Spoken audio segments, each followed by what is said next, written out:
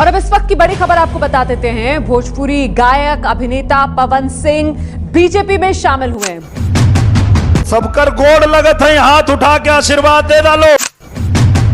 ये बीजेपी जब सरकार में आएगी 5 साल में अरविंद केजरीवाल जी जो दावा अब कौन भी बात के घमंड बाम कहले रही ना साइकिल ना हाथी ना हाथ भाई बेर भैया हो यूपी में योगी आदित्यनाथ। बॉलीवुड के दिन में सपने देखने वालों कभी तबीयत से भोजपुरी की हकीकत में उतर कर देखो। यहाँ स्टार नहीं बल्कि सुपरस्टार निकलते हैं। यहाँ मुद्दे नहीं राजा बदलते हैं, नेता नहीं एमपी निकलते हैं। कंटेंट की गोल्ड माइन यानी भोजपुरी सिनेमा का एक ऐसा यूनिवर्स जिसे हीरो या पावर स्टार की चेक लिस्ट में एक भी पॉइंट ना मिले, लेकिन एक्टिंग से लेकर पॉलिटिकल में सबका बाप है। स्टेज से सांसद तक, संघर्ष से सत्ता तक। दिनेश लाल यादव की राजनीतिक एंट्री कोई फिल्मी कहानी नहीं, हकीकत है। जब माफा की आवाज गुजी तो सिनेमा का सुपरस्टार नेता नहीं जनता का सिपाही बन गया। इस एक्टर ने सिनेमा में ही नहीं राजनीतिक में घुसकर पॉलिटिकल की डिक्शनरी को बदल दिया। अगर ये खड़े भी होते हैं तो अपने एक्शन और एक्सप्रेशन से विपक्षी पार्टी के घोड़े लगा देते हैं। लेकिन पवन खेसारी, मनोज तिवारी, ऐसे रवि किशन की तरह इनको भी पहले चुनाव के बाद ऐसी घनघोर बेइज्जती का सामना करना पड़ा था। और मीडिया वाले यहाँ तक की कहते हैं खाता न खुली भाई,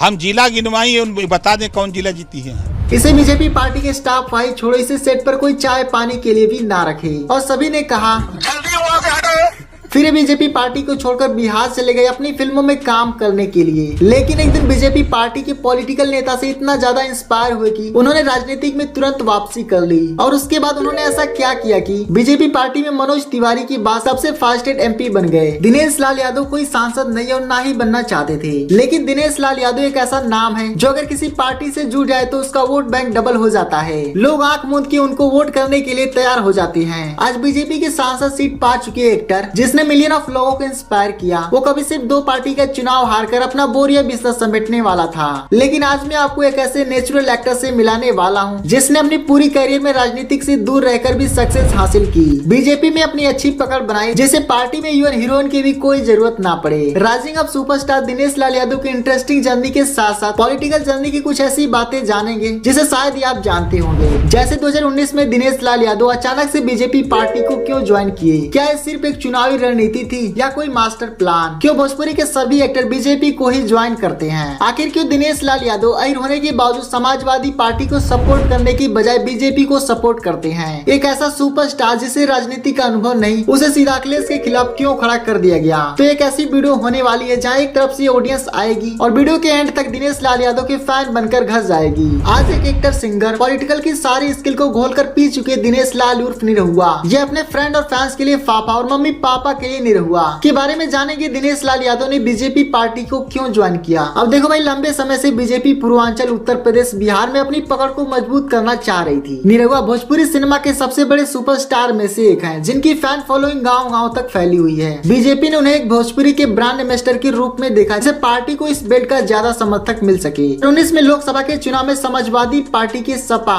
अखिलेश यादव आजमगढ़ की सीट से लड़ रहे थे। बीजेपी को वहाँ एक लोकप्रिय उम्मीदवार की जरूरत थी जो अखिलेश को चुनौती दे सके। निरहुआ को टिकट देकर बीजेपी ने सीधा सपा के वोटर बैंक पर लगाने की कोशिश की। अब देखो भाई, निरहुआ सिर्फ एक अभिनेता नहीं है बल्कि ग्रामीण भूमि में आए एक आम इंसान है। उन्होंने हमेशा से खुद को जनता का आम आदमी बताया और राजनीतिक में आकर सीधे लोगों की सेवा करना चाहते थे। बीजेपी से जुड़े उन्हें नेशनल लेवल की पहचान और मजबूती राजनीतिक का प्लेटफॉर्म भी मिला। निरहुआ कई बार कह चुके हैं कि नरेंद्र मोदी और आदित्यनाथ योगी की नीतियों पर से प्रभावित हैं। 2019 में बीजेपी ज्वाइन करते समय कहा था मोदी जी के विजन को आगे बढ़ाना चाहते हैं। योगी आदित्यनाथ की राष्ट्रवाद, हिंदुत्व की विचारधाराओं से पसंद करती है। बीजेपी पहले भी मनोज तिवारी, रवि किशन, हेमा मालिनी, सनी देओल जैसे कई फिल्मी स्टार को शामिल कर चुकी है। निरहुआ पहले से ही लोकप्रिय थे, जिससे पार्टी का चुनाव का प्रचार आसानी से हुई। दिनेश लाल यादव को बीजेपी में आने का सिर्फ स्टार पावर नहीं था, इसके पीछे गहरी राजनीति और रणनीति थी। जैसे बीजेपी को भोजपुरी बेल्ट में सबसे बड़ा चेहरा मिला, निरहुआ को राजनीतिक में आने का सबसे बड़ा मंच और अखिलेश यादव के किले की चुनौती देने के लिए मैदान में उतारा गया। हालांकि 2019 में चुनाव हार गए थे, लेकिन बीजेपी ने उन पर भरोसा बनाए रखा। 2022 में उन्होंने समाजवादी पार्टी आजमगढ़ से जीतकर साबित कर दिया कि वो एक सिर्फ स्टार नहीं बल्कि नेता है।